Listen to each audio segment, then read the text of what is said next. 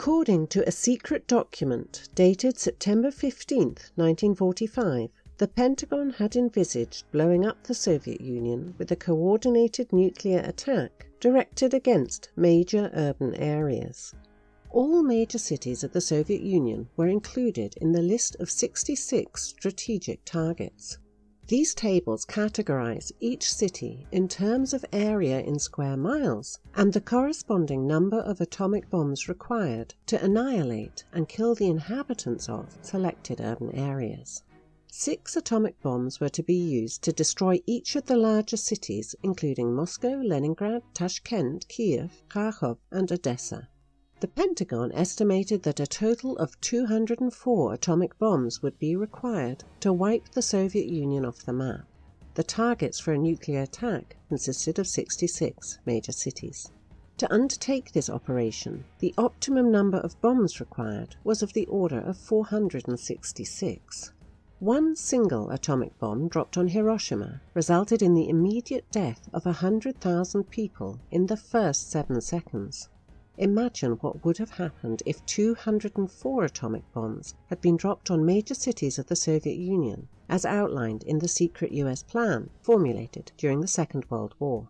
The document outlining this diabolical military agenda had been released in September 1945, barely 1 month after the bombing of Hiroshima and Nagasaki, 6th and 9th of August 1945, and 2 years before the onset of the Cold War in 1947.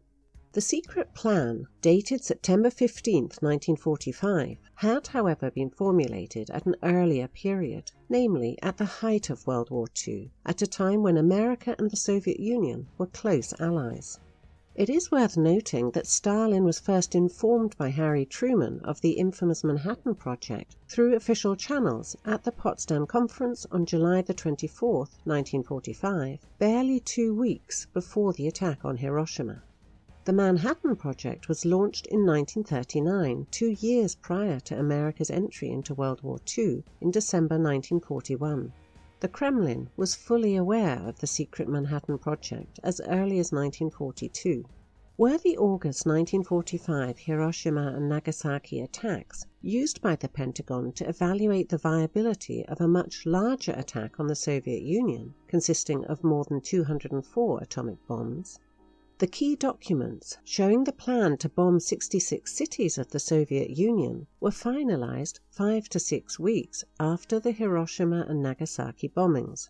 On September the 15th, just under 2 weeks after the formal surrender of Japan and the end of World War II, Norstad sent a copy of the estimate to General Leslie Groves, still the head of the Manhattan Project, and the guy who, for the short term anyway, would be in charge of producing whatever bombs the USAAF might want.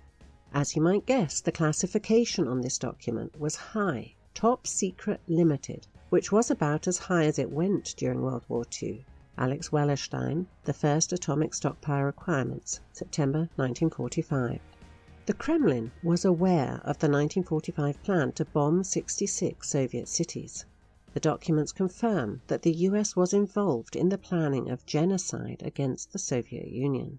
Moreover, central to our understanding of the Cold War, which started in 1947, Washington's September 45 plan to bomb 66 cities to smithereens played a key role in triggering the nuclear arms race. The Soviet Union was threatened and developed its own atomic bomb in 1949. While the Kremlin knew about these plans to wipe out the USSR, the broader public was not informed because the documents were, of course, classified. Today, neither the 1945 plan to blow up the Soviet Union nor the underlying cause of the nuclear arms race are acknowledged. Western media has largely focused its attention on the Cold War US-USSR confrontation. The plan to annihilate the Soviet Union, dating back to World War II and the infamous Manhattan Project, are not mentioned. Washington's Cold War nuclear plans are invariably presented as a response to so-called Soviet threats, when in fact it was the US September 1945 plan to wipe out the Soviet Union which motivated Moscow to develop its nuclear weapons capabilities. Had the US decided not to develop nuclear weapons for use against the Soviet Union, the nuclear arms race would not have taken place. Neither the Soviet Union nor the People's Republic of China would have developed nuclear capabilities as a means of deterrence. The Soviet Union lost 26 million people during World War II. The USSR developed its own atomic bomb in 1949 in response to the 1942 Soviet intelligence reports on the Manhattan Project. Let's cut to the chase. How many bombs did the USAAF request of the atomic general when there were maybe 1, maybe 2 bombs worth of fissile material on hand? At a minimum, they wanted 123. Ideally, they'd like 466. This is just a little over a month after the bombings of Hiroshima and Nagasaki. Of course, in true bureaucratic fashion, they provided a handy-dandy chart. Alex Wellerstein, Op.Cit. This initial 1945 list of 66 cities was updated in the course of the Cold War, 1956, to include some 1,200 cities in the USSR and the Soviet bloc countries of Eastern Europe. According to the 1956 plan, H-bombs were to be used against priority air power targets in the Soviet Union, China, and Eastern Europe. Major cities in the Soviet bloc, including East Berlin, were high priorities in systematic destruction for atomic bombings.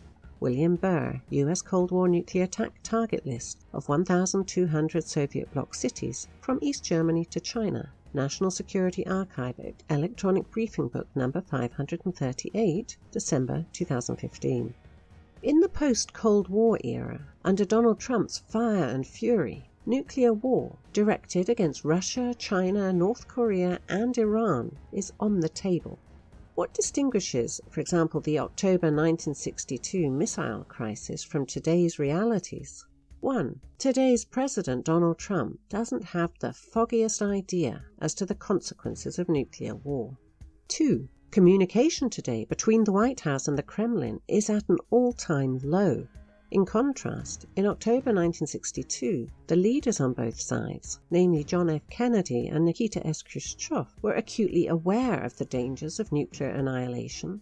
They collaborated with a view to avoiding the unthinkable. 3. The nuclear doctrine was entirely different during the Cold War. Both Washington and Moscow understood the realities of mutually assured destruction.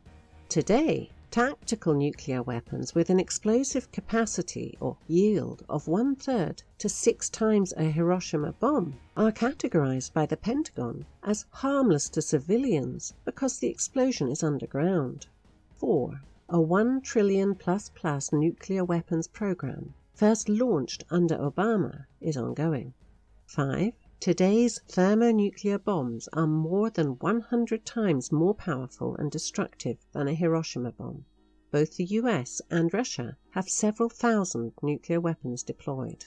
Moreover, an all-out war against China is currently on the drawing board of the Pentagon, as outlined by a Rand Corporation report commissioned by the US Army. There is a long history of US political insanity geared towards providing a human face to US crimes against humanity. On August 9th, 1945, on the day the second atomic bomb was dropped on Nagasaki, President Truman, in a radio address to the American people, concluded that God is on the side of America with regard to the use of nuclear weapons, and that He may guide us to use it, the atomic bomb, in His ways and His purposes. According to Truman, God is with us. He will decide if and when to use the bomb. We must prepare plans for the future control of this bomb. I shall ask Congress to cooperate to the end that its production and use be controlled, and that its power be made an overwhelming influence towards world peace.